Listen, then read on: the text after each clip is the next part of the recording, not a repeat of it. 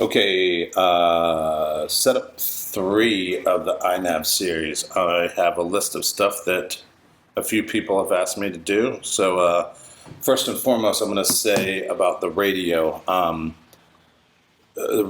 mixer. So in Inav, you set up your radio like it's a regular airplane or a mini quad, whatever one. You don't set it up with the wing mixer inside the radio. So all of your mixes need to go from 0 to 100. That being said, what is it? Rates. Depending on depending on what plane it is, it kind of varies. Let's see here. I'm on the MD Boomer, and I can show you that on the MD Boomer, my aileron in the mixer page is set to 75, 60, and 50, and same thing with my elevator. That's for high rates. Low rates. Low rates is 50. Mid rates is 60. High rates. So, actually, that's the demon. My bad.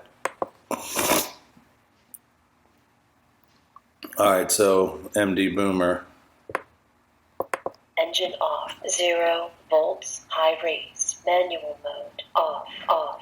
So rates on my MD Boomer are aileron 75, 60, 50, elevator 85, 70, 65. So and I have a little bit of expo. The main thing that I have expo on is the elevator at highest rates, just because I usually fly that when I'm going super slow, like 20, 22 miles an hour, and I need that deflection in the elevator for a little bit of authority. All right, so the next thing I want to talk about is, I can turn off my radio for this for a second, is ESC calibration. So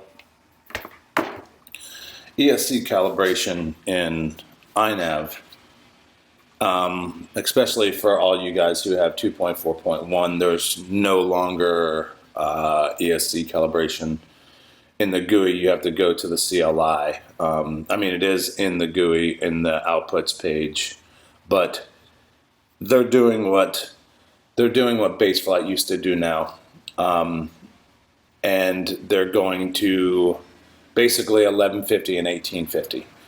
And a lot of BL 32 ESCs, that's basically what they're calibrated at, 1150 and 1850. I have no idea why this is. If someone can explain, I'd be more than happy to listen, but my old school way of thinking is the more resolution, the better it is. I think I helped somebody recently with they had an issue where they were at 50% or actually like 75% throttle, and they tried to give it more juice and it just wouldn't go. And I think this is the reason. If you have a BL Heli 32 ESC, even if you run multi-shot or one shot or just straight PWM, you're not getting the most out of your ESC. So if you have a 32-bit or not, this is how you would calibrate your ESC. This is on 2.2.1. In 2.4, like I said, they have idle throttle. So you have to go into the CLI to do some commands, like get idle and get max throttle. Make max throttle 2000, make idle throttle 4. That's the lowest that it can be, which is like 1040. So without further ado, I would want to connect. You know what? I'm in the wrong. I need to go into 2.2.1. That's why it just sent me to the CLI right there. So in here, and if you go to configuration page on 2.2.1, you'll notice that there's nothing. There's no idle, there's no anything. But I'm at D-Shot 300. But if I go to multi-shot, bam, it automatically gives me min throttle, max throttle, and min command. So you want to keep min command at 1000 the whole time anyway, but you set your max throttle to 2000 and your mid throttle, it says 1035, but there's a reason why it says 1035. You set it to 1000. So you're going 1,000 to 2,000. So you'd put 1,000 right here. You would save and reboot. And then you would go over to the motors tab. And then you would obviously click I understand. You would max throttle it, plug in your battery, listen to the chimes, drop it down to 0. Then after that, before you get out of this, you would click on this master slider thing and you would go up. You would raise it up until your motor starts spinning. And I can tell you that my motor starts spinning at like 1138. So once you find that, drop it back down, obviously undo this. Then you go back into the calibration. It's set at D-Shot 300 again. You go back into the calibration, and since it started at 1038, you would go down a couple microseconds to 1035. Then you would save and reboot it.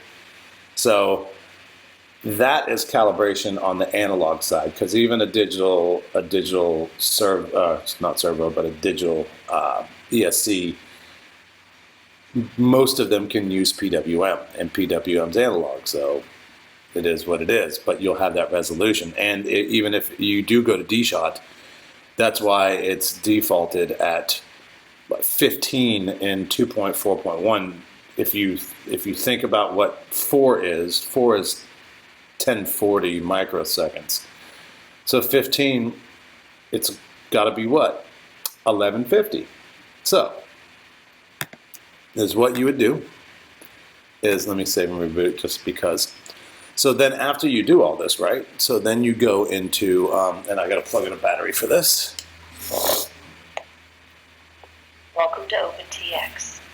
Sorry, my sinuses are draining like crazy. Off. 0 volts, high rates, manual mode, off. All right. So then you would go into the radio tab, and you would see I'm on low throttle right now, but my low throttle is 1033. So essentially you don't want to be above 1038. So if you wanted to get it even a little higher than that, you would go into, on your Tyrannus or jumper or whatever, you would go to your outputs, and if your TAER, which throttle is channel 1, you would select it, and then you would go over. Mine's at minus 91.3. So what I'm going to do is I'm going to adjust this, right? I'm going to keep it at 91.3, but I'm going to go up like that, and I want you to watch what it does to my throttle. So you get it to as close as arming as possible, so you have hardly any resolution. I mean, you have a lot of resolution, not hardly any resolution. So that right there is essentially how you calibrate your ESC, regardless if it's a D-Shot ESC or an analog ESC. And after you do this in that analog mode, you can switch it back to D-Shot, and in 2.4.1 you do the idle throttle, so drop it to 4, and then just make sure in the CLI you put your max throttle at 2000. And you don't have to calibrate it after that because you've already done it in analog, and you do the same thing. You just raise, you lower your throttle to right under where your motor starts spinning in the motors tab. All right, so let's see what else I have in here. OSD.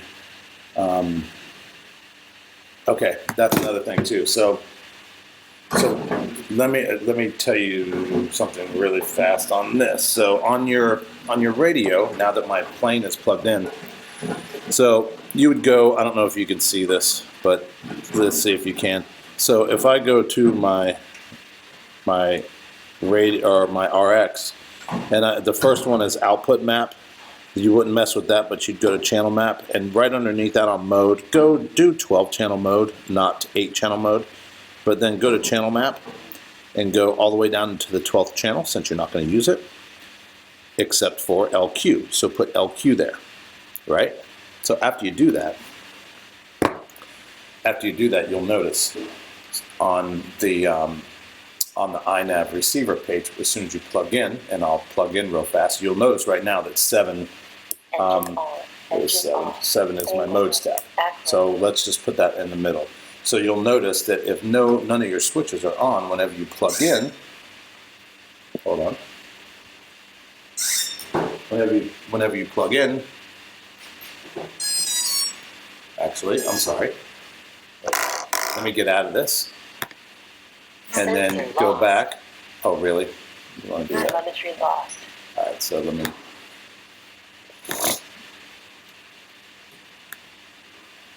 All right.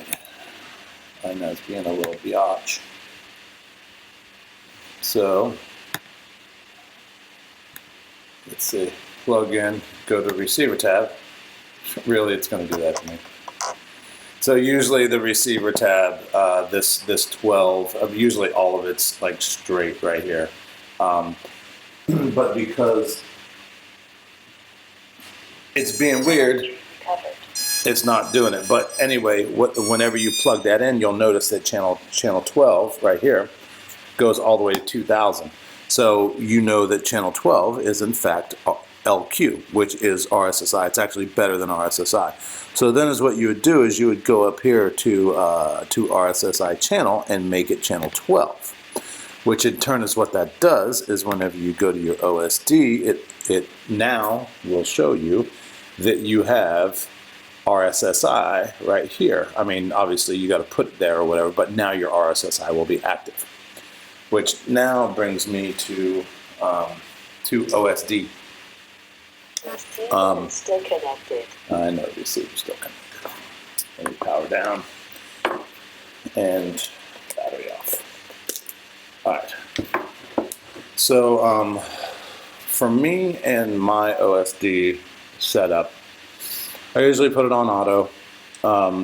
You can just put it on NTSC if you want, but if you do that, you'll notice that it cuts off this, which I mean that's in fact what I'm looking at anyway. But I like to kind of see that I do have a system message, but I really don't put my system. If something happens like return to home or something, I don't want to see it on my screen.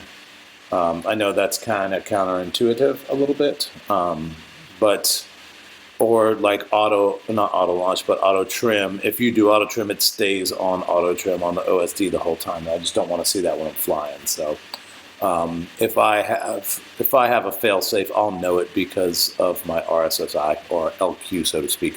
So so the RSSI signal is right there. Battery voltage, I always have battery voltage, which is right up here. I have all my voltage in miles an hour right here, and then I have all my distances and satellites right here, and then just your LQ and then your throttle. So that's all I have. Now, if I was, and I know in the newer versions of Inav, you can add different layouts. I don't mess with that, but if I probably should, and I probably should put one on there in case I want to start cloud surfing or something like that, because in that case, then I would want to add the artificial horizons. That would be the artificial horizon and the horizon sidebars would be really good if you're going up and doing like mountain stuff, or if you're doing cloud surfing stuff, because you need to be able to know your orientation of your wing whenever you're flying. So yeah, I also have milliamp drawn, and that's a good thing. So milliamp drawn is right here. If I have a 5,000 amp battery, I minus 20% of that, so that equals 4,000 mAh. So basically, I know when I'm at 4,000 milliamp that I need to come home. That's just the end of that. If I have a 10,000, then you do the 20% of that, and that's when you have to come in as soon as you hit all of those milliamps that you've already flown. So also one other thing here. So as far as like altitude and stuff like that, most of the altitude settings, if you see it blinking in your OSD, it's usually set to like 33 feet for defaults. Again, I don't understand why the Inav developers set up the defaults so whack ass on Inav. And you can't tell me that it's for a wing or a quad, because a quad's not going 32 feet either, or 33 feet. And you can't tell me that your idle throttle is at 15, which is 1150. It's absolutely crazy. They need better defaults, period. They always have needed better defaults. So for altitude, I just put 4,000 feet. I mean, you can go higher. You can do whatever you want on this. Flight time in minutes, I basically, you can just go up. I don't think I have fly time on, but minimum RSSI, that's stock at 20. Distance, it basically on these little things right here, if you put it to 0, it disables it. So basically 0. Same with negative altitude, but I don't go really negative altitude. I don't use G-forces. Current amps, if you go to 0, it disables the alarm. And that's about it. So, yeah, I don't mess with any of the voltage decibels or decimals or anything like that either. I just keep it stock. So that's essentially OSD.